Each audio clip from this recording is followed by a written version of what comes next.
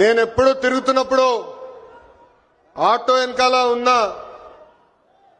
మీరు ఏదైతే రాస్తారో చదువుతా ఉంటా. ఒక కొటేషన్ నాకు బాగా నచ్చింది. ఆ కొటేషన్ ఏంటంటే, వర్షం ఎలా పడుతుందని పిల్లలు అడిగినప్పుడు దేవుడు కురిపిస్తున్నారని చెప్పొద్దు, మనం ఒక్క మొక్క నాటితే ఒక్క నీటి బట్టు వర్షం ద్వారా వస్తుందని ఒక ఆటో డ్రైవర్ పెట్టుకున్నారు. అంటే ప్రకృతి పట్ల మనకున్న బాధ్యత ఆ ఆటో డ్రైవర్ ఈరోజు సమాజానికి నేర్పిస్తున్నారు. ఇంకొక ఆటో డ్రైవర్ కొటేషన్ చూశా, అందరూ బాగుండాలి, దాంట్లో నేను కూడా బాగుండాలని చెప్పారు. మూడో కొటేషన్, జరా భద్రం భయ్యా, మనందరం చల్లగా ఇంటికి వెళ్ళాలి. అంటే స్పీడ్ గా నడపద్దు, ర్యాష్ గా నడపద్దని ఆ ఆటో డ్రైవర్ చెప్పే పరిస్థితి.